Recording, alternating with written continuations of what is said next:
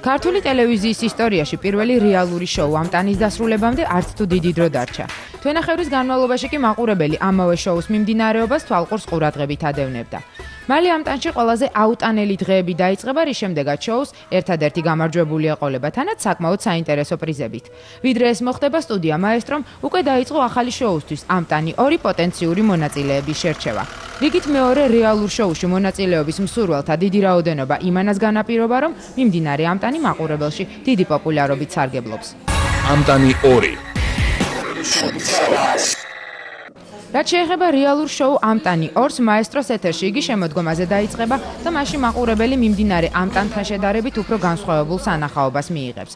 როგორც ირკვევა, მომავალ ამტანში შედარებით უფრო გამკაცრდება მოთამაშეების საცხოვრებელი და არა მხოლოდ საცხოვრებელი პირობები.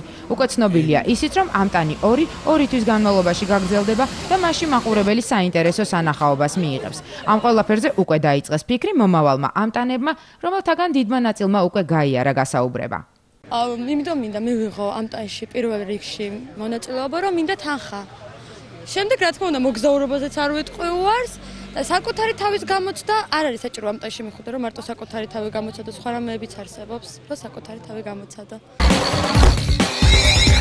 ამტანში პირველ რიგში მოვდივარ იმისათვის, რომ გამოვცადო ჩემი თავი, მაინტერესებს თუ გავძლებ აი იმ საყვარელ ნივთების გარეშე, რასაც საჭმელი ქვია, რომ მე ძალიან მიყვარს. და მაინტერესებს რა ეს შოუ ძალიან მომწონს, ძალიან თვალყურს ვადევნებ თითქმის ყოველ დღე და მინდა რომ რაღაცნაირად მეც მივიღო წვლილი და გამოვცადო საკუთარი თავი პირველ რიგში და შემდეგ რა თქმა უნდა ფული და მოგზაურობა. ძალიან მომწონს ის სიტუაცია, რაც იქ ხდება. არანაირად ფულის გამო და არანაირად რაღაც სხვა მიზნები არ მაქვს. მარტო ის მინდა რომ იქ შევიდე და ცოტახანი ვიცხოვრო.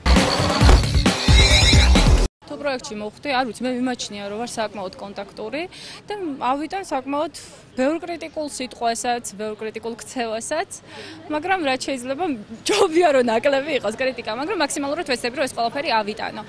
რას ვერ ავიტან, არ ვიცი, ალბათ ვერ ავიტან, საერთოდ ძალიან კონტაქტური ვარ და ძალიან მიყვარს ბევრი კონტაქტი, სიარული, აქტიურობა და აი ჩაკეტეს სივრცეში მაინტერესებს ჩემი თავი როგორი ხდება.